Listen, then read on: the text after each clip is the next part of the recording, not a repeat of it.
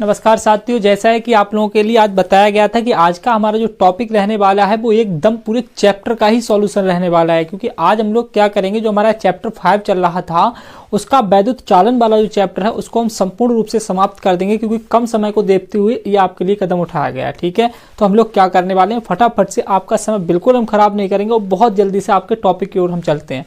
Topic अब से पहले हमने क्या सीखा था, अनुगमन वेग सीखा था। अनुगमन वेग आप बहुत अच्छे से जानते हैं कि जब तक किसी चालक तार में धारा प्रवाहित नहीं हो रही होती है तब उस समय क्या होता है कि उसमें उपस्थित जितने भी इलेक्ट्रॉन होते हैं वो सभी रैंडम मोशन करते रहते हैं, अर्थात हमने आपको बताया था यादृच्छाकृत गति करते रहते हैं। जब उन पर एक विद्युत क्षेत्र स्थापित कर दिया जाता है, अर्थात उनको जब किसी वैद्युत धारा प्रवाहित करी जाती है तब वो क्या करते हैं, एक निश्चित वेग से एक निश्चित दिशा में गति करने लगते हैं। उसी को हम क्या कहते हैं, अनुगमन वेग कहते हैं। ठीक है सर, आज हमारा टॉपिक क्या रहेगा कि अनुगमन वेग और वैद्युत धारा में संबंध। आज का हमारा जो पहला टॉपिक है वो है अनुगमन वेग और वैद्युत धारा में संबंध।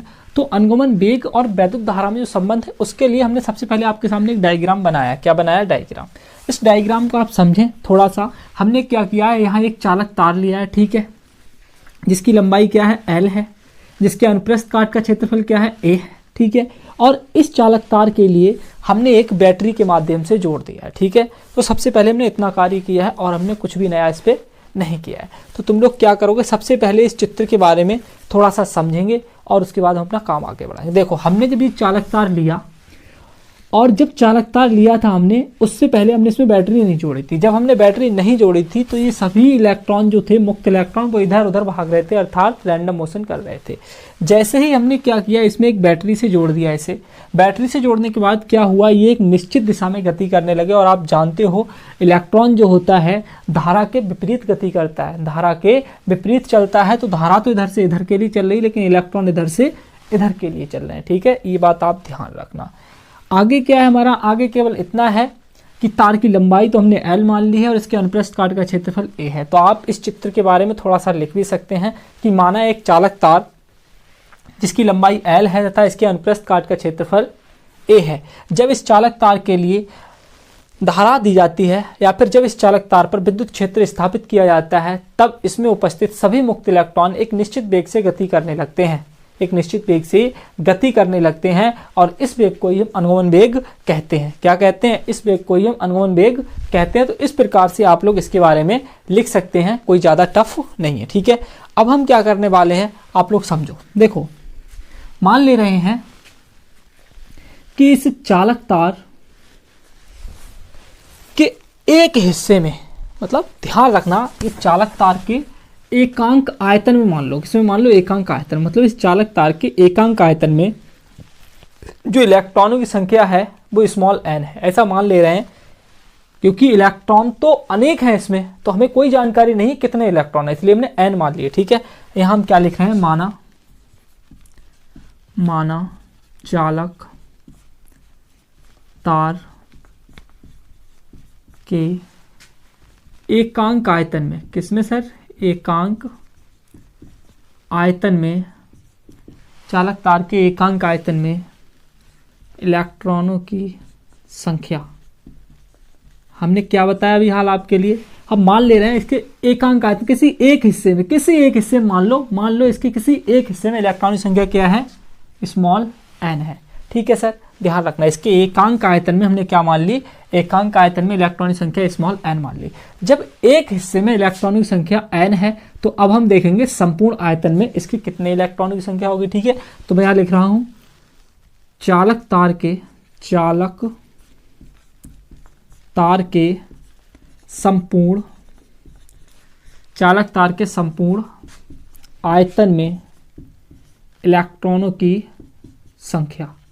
ठीक है, किसकी संख्या, इलेक्ट्रॉनों की संख्या। अब एक बात बताओ तुम लोग, मैंने किसी एक हिस्से में इलेक्ट्रॉनों क्या माना है, n माना है, और संपूर्ण आयतन में निकालूंगा, इसका मतलब संपूर्ण का जितना मान होगा उससे इसकी गुणा कर दो, क्या निकल के आ जाएगा, हमारा इलेक्ट्रॉनों की संख्या निकल के आ जाएगी। जैसे आप जानते हो एक कक्षा में 10 बच्चे हैं, कितने बच्चे हैं, 10। ध्यान रखना, एक बच्चे के लिए 5 टॉपी दी जाती हैं, एक बच्चे के लिए 5 टॉपी दी जाती हैं। ठीक है, तो सभी बच्चों के लिए कितनी टॉपी दी जाएगी, आप कहोगे सर एक को जब 5 दी जा रही है 10 को कितनी दी जाएंगी, 50 दी जाएंगी। कितनी दी जाएंगी, 50 टॉपियां दी जाएंगी। ऐसा ही हिसाब किताब यहाँ पर है कि एक का मान कितना है, n है, मतलब एक हिस्से में तो कितना है, n है, तो संपूर्ण हिस्से में कितना होगा, जितना संपूर्ण हिस्सा है उसकी गुणा कर दो। आप कहोगे सर संपूर्ण हिस्सा है कितना, तो देखो इसका टोटल आयतन है कितना, टोटल आयतन क्या निकालोगे आप, इसका टोटल आयतन। टोटल आयतन क्या हो जाएगा, देखो क्षेत्रफल क्या है, a है, तो क्षेत्रफल क्या होता है हमारा,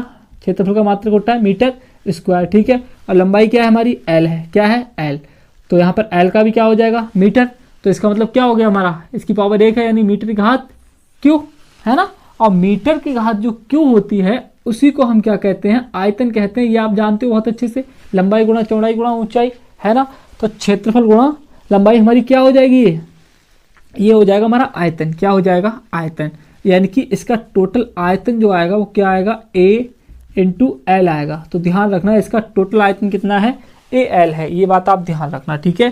तो इसका टोटल आयतन हो जाएगा ए एल।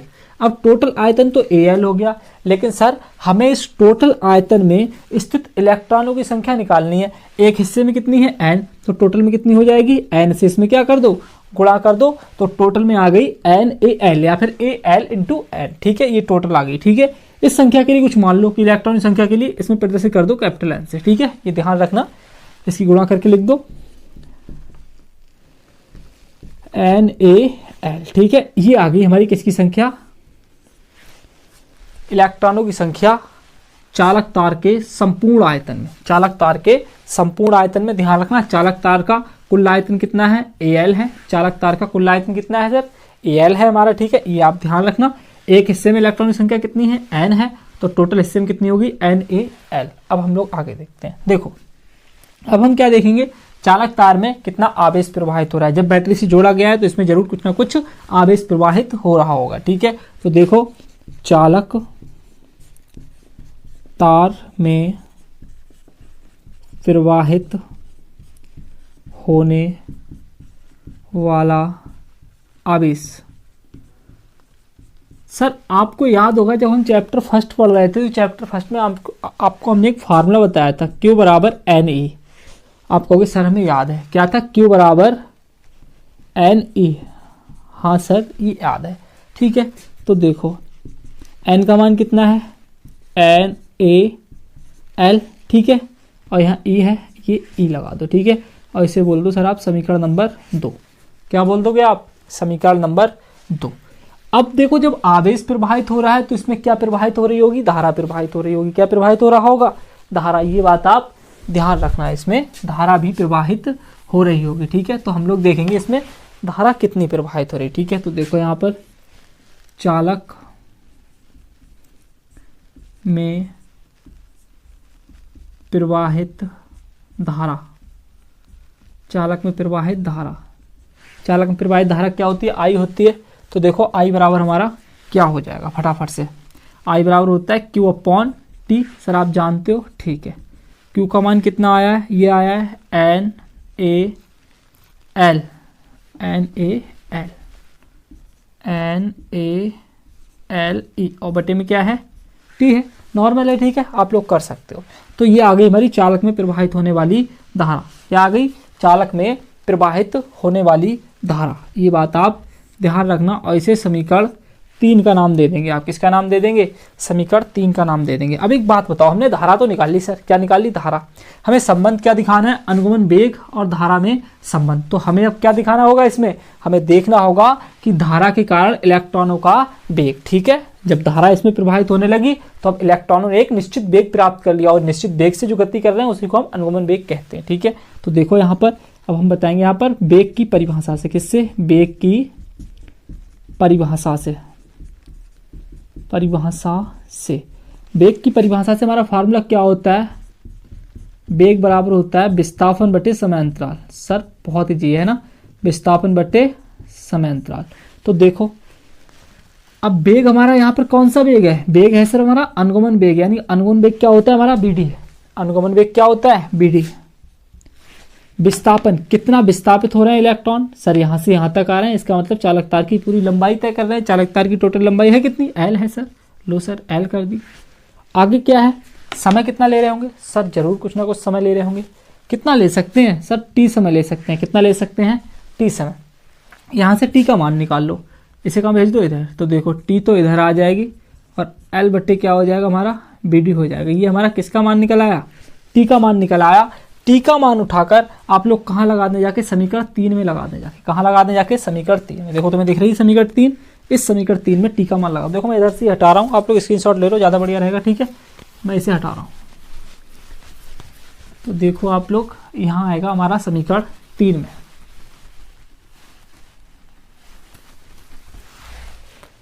इधर समीकरण 3 में आ जाएगा हमारा I बराबर N A L E.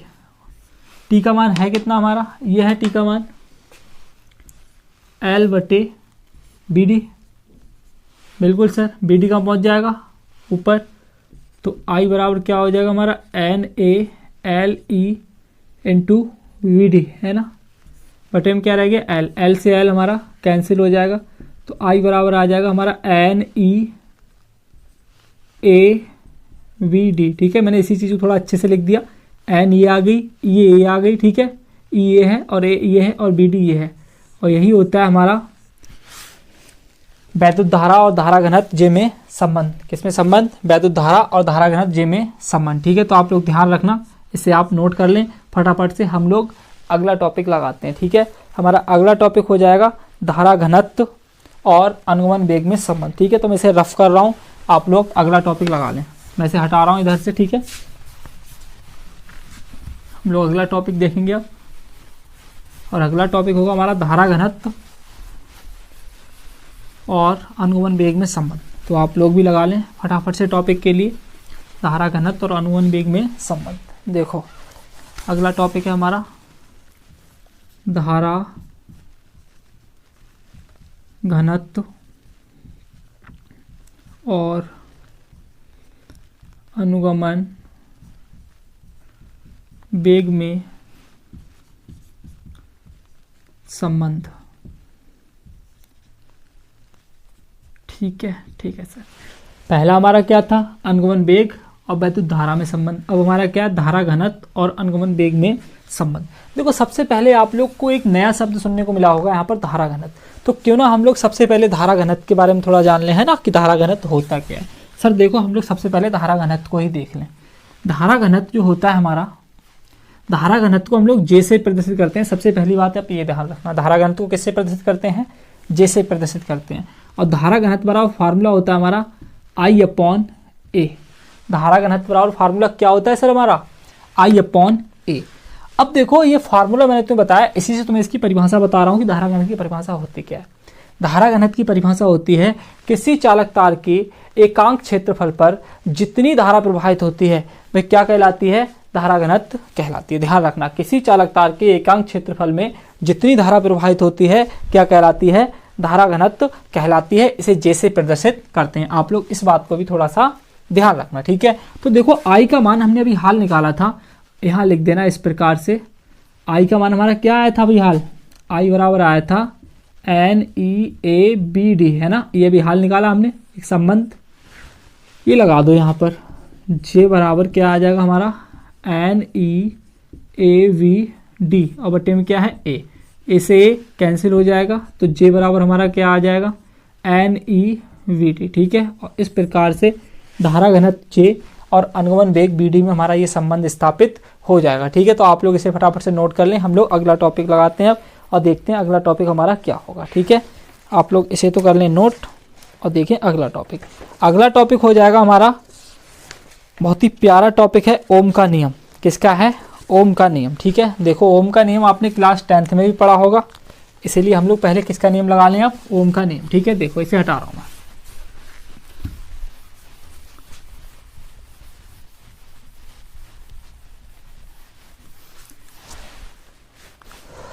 Topic है हमारा ओम का नियम। ओम का नियम, ठीक है। ये ओम का नियम हम लोग लगाएंगे बहुत अच्छे से। तो हमारा ओम का नियम है, हम ओम के नियम के बारे में सीखेंगे। और ओम का नियम है क्या, इसके बारे में जान लो। सबसे पहले आप ये जानो कि ओम है क्या। ओम एक वैज्ञानिक है। ओम क्या है, ओम है एक वैज्ञानिक, ठीक है। ये कहाँ के थे सर, जर्मनी के थे। कहाँ के थे, जर्मनी के। ये नियम कब दिया था इन्होंने? 1826 में दिया था। कब दिया था? 1826 में, ध्यान रखना, ठीक है। ओम कौन है? एक वैज्ञानिक हैं। कहाँ के रहने वाले थे? जर्मनी के। ये नियम कब दिया था इन्होंने? 1826 में। इसके बारे में क्या बना सकते हो सर? इतना बना सकते हो आप कि सन 1826 में जर्मन वैज्ञानिक जॉर्ज साइमन ओम ने किसी चालक में प्रवाहित होने वाली धारा तथा उस पर लगने वाले विभवांतर के संबंध में एक नियम प्रतिपादित किया था, जिसे हम क्या कहते हैं? ओम का नियम कहते हैं, ठीक है। बहुत इजी है, नॉर्मल है एकदम, आप लोग तैयार कर सकते हो। देखो इसके बारे में हम लोग थोड़ा सा डिस्कस करेंगे। जैसे मान लो कोई हमारा क्या है? एक चालक है। कोई हमारा क्या है? एक चालक है। मैं आपके सामने लिख दे रहा हूँ, ज़्यादा बढ़िया रहेगा। देखो ओम का नियम था क्या, ठीक है। यहाँ आप डाल लेना इसके अनुसार, इसके अनुसार। सबसे पहले तो आप क्या लिखोगे? जितना मैंने अभी बोला वो लिखोगे कि सन 1826 में जर्मन वैज्ञानिक जॉर्ज साइमन ओम ने एक नियम प्रतिपादित किया था, जिसे ओम का नियम कहते हैं, ठीक है। फिर लिख लेना इसके अनुसार। क्या लिखेंगे? इसके अनुसार।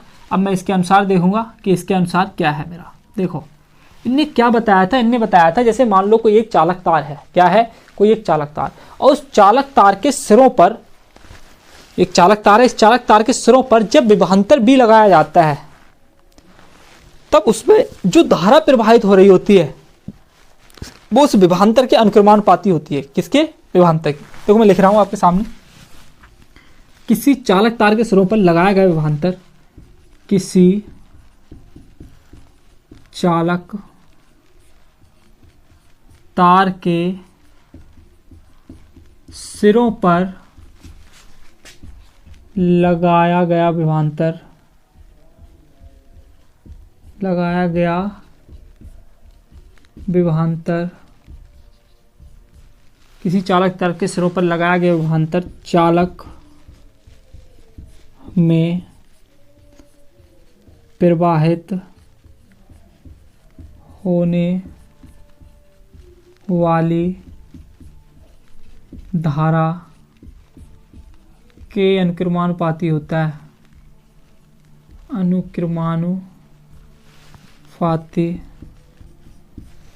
अनुक्रमानुपाती होता है। क्या बताया था इन्होंने? यही बताया था कि किसी चालक तार के सिरों पर लगाया गया विभवांतर चालक में प्रवाहित होने वाली धारा के अनुक्रमानुपाती होता है, ठीक है। मतलब ये कि जो विभवांतर भी लगाया जाता है, ये अनुक्रमानुपाती होता है किसके? किसी धारा के, जो धारा उसमें प्रवाहित हो रही है, किस एम्पियर की हो रही है वो हमें तो उसी से पता चलेगा, है ना, नाप के। देखो अब ध्यान दो आप लोग, इसे हमने प्रवाहित किया इसमें। अब क्या होगा कि जब हम इस अनुक्रमानुपाती के चिन्ह को हटाते हैं तो यहाँ क्या आता है? एक कांस्टेंट आता है सर। तो देखो इसे तो हटा देंगे हम, तो यहाँ बराबर आ जाए, कांस्टेंट ले लेंगे हम यहाँ आर, ठीक है, और यहाँ आ जाएगा हमारा आई। यही होता है हमारा ओम का नियम। यहाँ लिख देना जहाँ आर एक नियतांक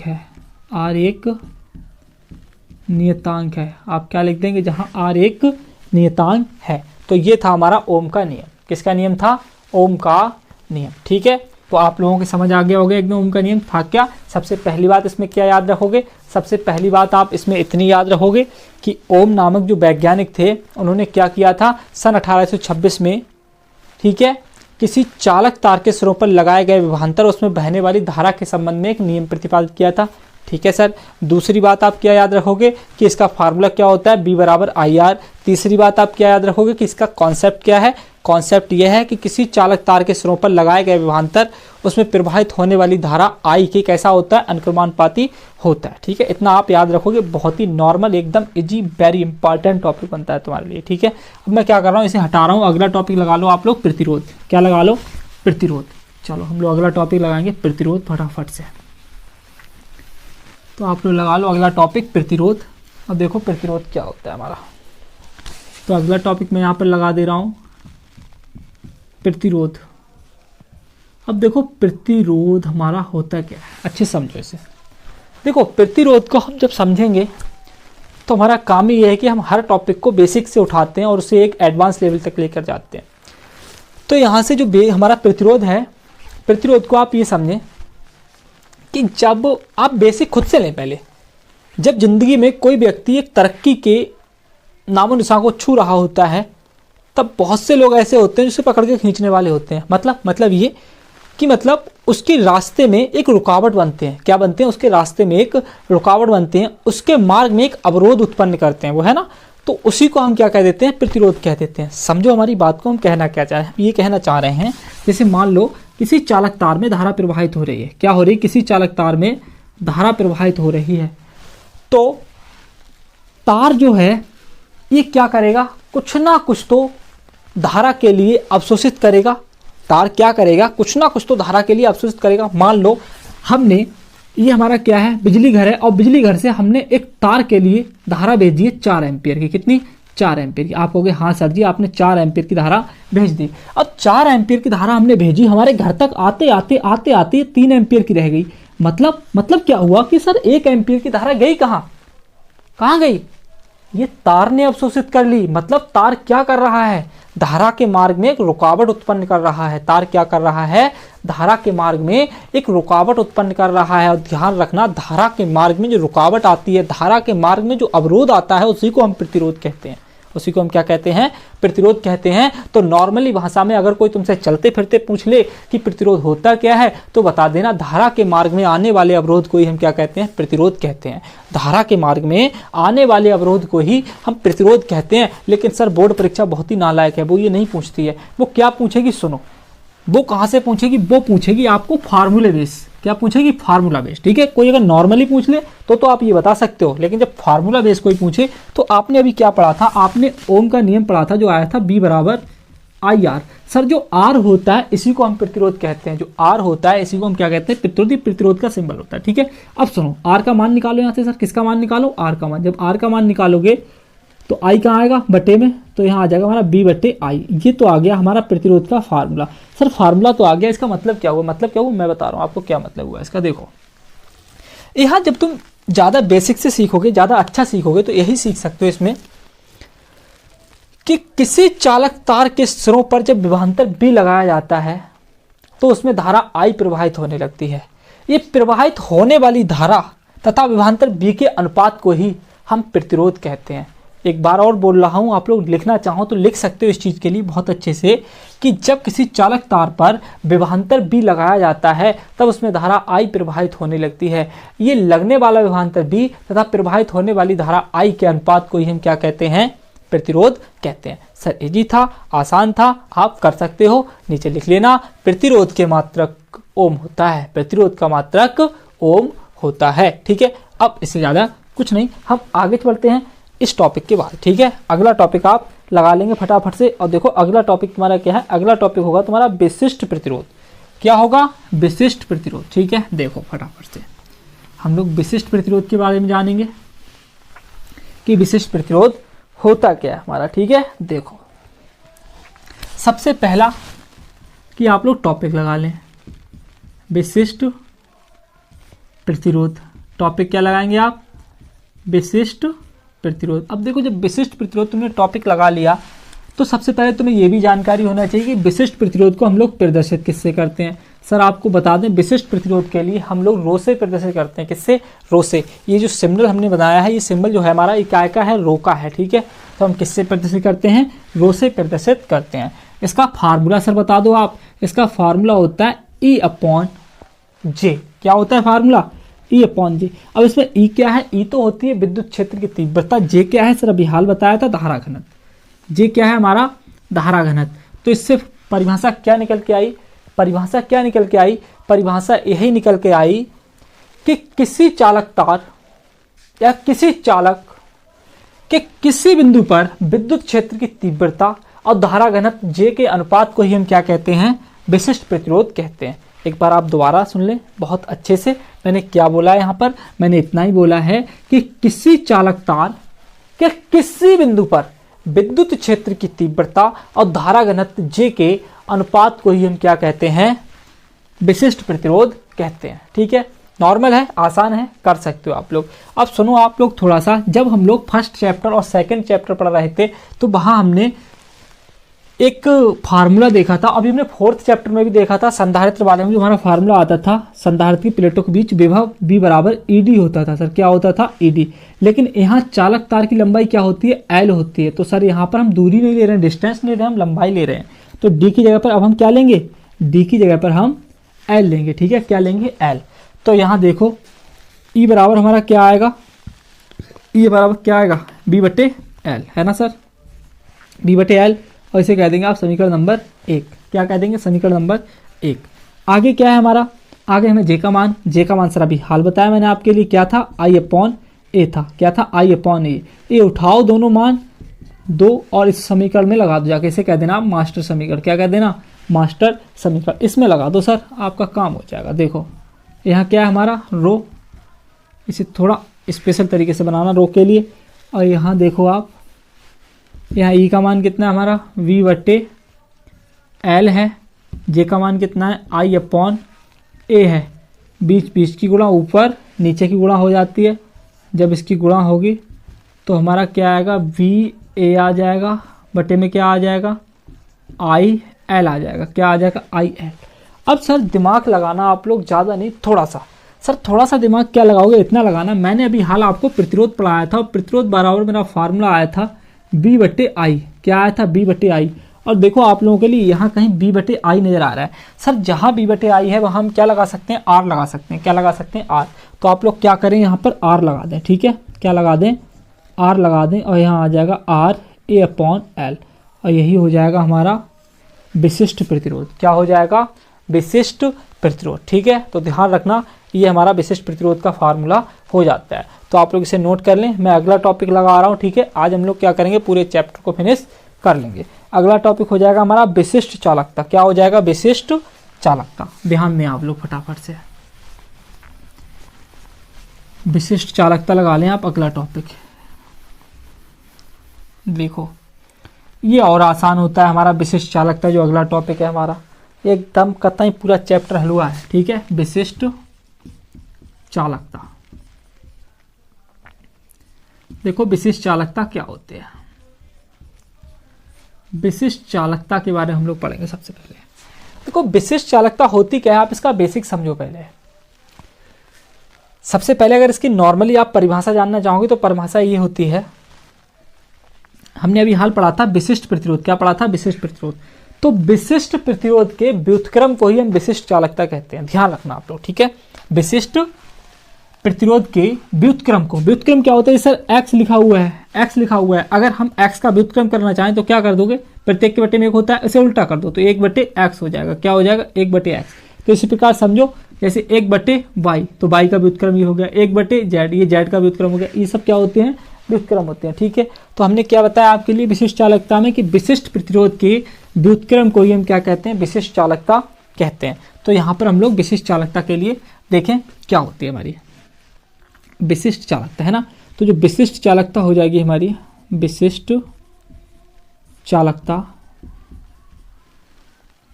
विशिष्ट चालकता ये किसके बराबर हो जाएगी? 1/ρ के बराबर हो जाएगी। सर आपकी समझ आ गया होगा। परिभाषा आप लिख लें फटाफट से स्पीड पे। परिभाषा क्या बोली मैंने कि विशिष्ट प्रतिरोध के व्युत्क्रम को ही विशिष्ट चालकता कहते हैं। क्या कहते हैं? विशिष्ट चालकता कहते हैं। इसे सिग्मा से प्रदर्शित करते हैं। किससे प्रदर्शित करते हैं? सिग्मा से। ठीक है, ये सिग्मा दिख रहा है तुम्हें, जो हम लोग अब तक पढ़ते हुए आए हैं संधारित्र वाले चैप्टर में। ठीक है, हाँ, जिसे हम पृष्ठ घनत्व भी कहते थे। तो विशिष्ट चालकता को किससे प्रदर्शित करते हैं? सिग्मा से प्रदर्शित करते हैं। ठीक है, यहाँ क्या गया? रो का मान हमारा कितना है? रो का मान है RA/L। तो रो का मान यहाँ लगा दोगे आप। ठीक है, सिग्मा बराबर 1/, रो का मान कितना है? RA/L। L का पहुंच जाएगी ऊपर, तो सिग्मा बराबर क्या आएगा हमारा? L/RA। इस प्रकार से इसे आप क्या करोगे? एक बॉक्स में बड़े प्यार से बंद कर लोगे। ठीक है, और ये हमारा टॉपिक हो जाएगा कौन सी? विशिष्ट चालकता। ठीक है, अब हम लोग क्या करेंगे? विशिष्ट चालकता के बाद अगले टॉपिक पर पहुंचेंगे, और अगला टॉपिक क्या है हमारा वो आप ध्यान दें। ठीक है, चलो मैं इसे हटा रहा हूँ, ये तो हमारा हो ही गया। अब देखें आप अगला टॉपिक हमारा, अगला टॉपिक लगा लें आप ताप में परिवर्तन जो होता है हमारा प्रतिरोध पर। ठीक है, टॉपिक होगा हमारा प्रतिरोध पर ताप में परिवर्तन। प्रतिरोध पर ताप परिवर्तन, प्रतिरोध पर ताप परिवर्तन। तो ध्यान दें आप, प्रतिरोध पर ताप परिवर्तन होता है क्या। देखो आप इसमें ज़्यादा डिटेल में ना जाएं तो तब भी ज़्यादा अच्छा है, क्योंकि इससे क्या होता है, क्वेश्चन आता है, केवल इससे एक क्वेश्चन आता है और क्वेश्चन के लिए आपको इसका फार्मूला भी तैयार रखना पड़ता है। तो मैं इसका बेसिक बता दे रहा हूँ आपके लिए, फिर आप फार्मूले बेस से इसे तैयार कर लेना, ठीक है, क्योंकि उससे आपका समय भी बचेगा और आप अच्छे से स्टडी भी कर पाएंगे। तो देखो यहाँ पर क्या होता है, प्रतिरोध पर ताप परिवर्तन। देखो आप ऐसा समझें,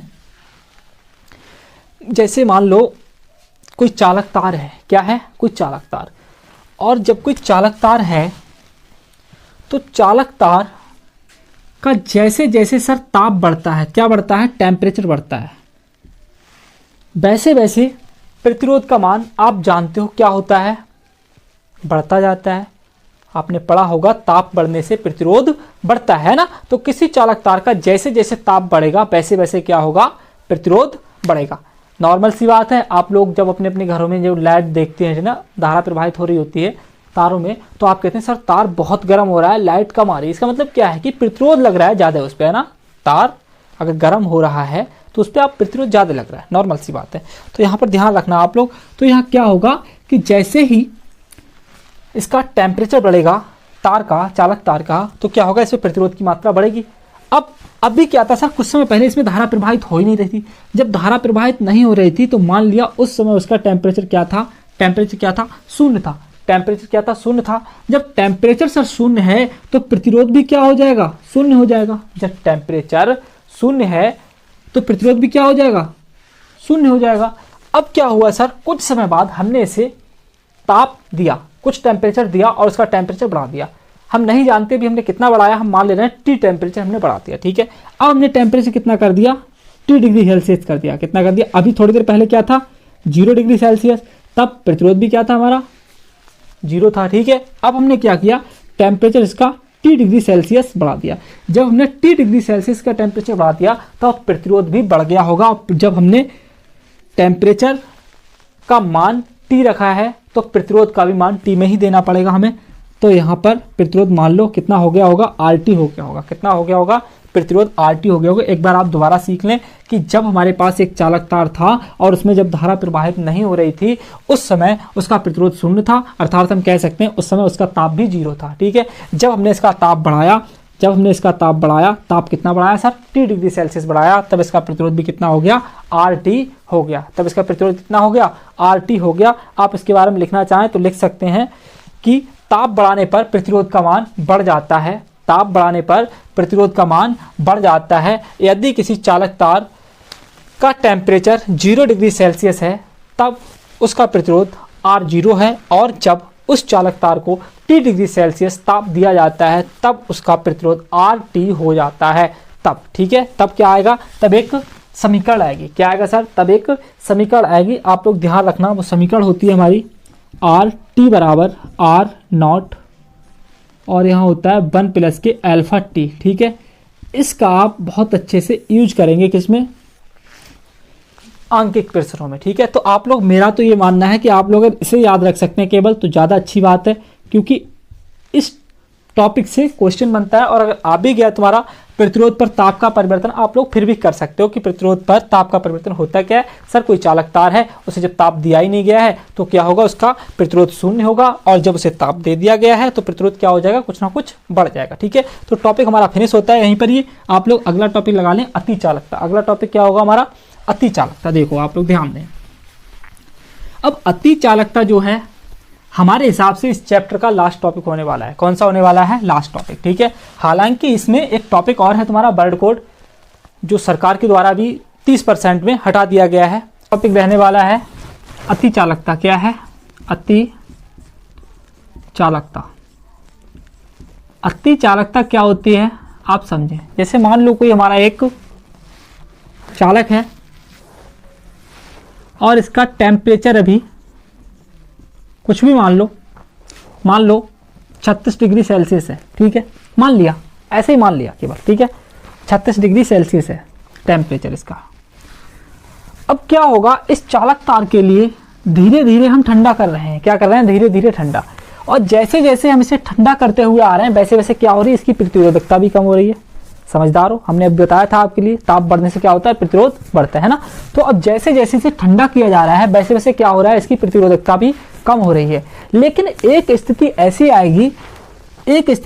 आएगी जैसे ये ठंडा होता हुआ आ रहा है धीरे धीरे धीरे धीरे धीरे धीरे, लेकिन एक स्थिति ऐसी आएगी, मान लो यहाँ तक मतलब ताप कम हो पाया, और ताप कितना हो गया इसका, मान लो इसका 8 डिग्री सेल्सियस रह गया, 8 डिग्री सेल्सियस रह गया, तो अचानक से इसकी प्रतिरोधकता क्या हो जाएगी, शून्य हो जाएगी। अचानक से क्या हो जाएगी, प्रतिरोधकता इसकी शून्य हो जाएगी। ये ध्यान रखना, इसी घटना के लिए हम क्या कह देते हैं, अतिचालकता कह देते हैं। इसे सर लिखना कैसे लिखना है समझ लो आप लोग, कि जब किसी पदार्थ के लिए ठंडा किया जाता है तब उसके साथ साथ उसकी प्रतिरोधकता भी कम होती है, और जैसे जैसे इस पदार्थ का टेम्परेचर कम होता चला आता है वैसे वैसे अचानक से एकदम से इसकी प्रतिरोधकता भी शून्य हो जाती है। इसी घटना के लिए हम अतिचालकता कहते हैं। उदाहरण के लिए आप क्या समझ सकते हो, इतना समझो, जैसे जब हम मरकरी का लिक्विड ले लो, किसका, मरकरी का Hg का, जब सॉल्यूशन के लिए हम ठंडा कर रहे होते हैं तो ठंडा करते वक्त एक स्थिति ऐसी आती है 4.2 केल्विन ताप पर क्या होता है, अचानक से इसकी प्रतिरोधकता कैसी हो जाती है, शून्य हो जाती है। सर देखो ताप बिल्कुल कम नहीं हो पाया, अभी 4.2 है,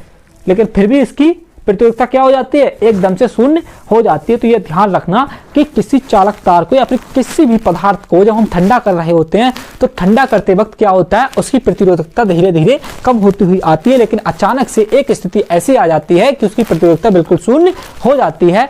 इसी घटना को हम क्या कहते हैं, अतिचालकता कहते हैं। ठीक है, तो आपको बिल्कुल मजा आ गया होगा।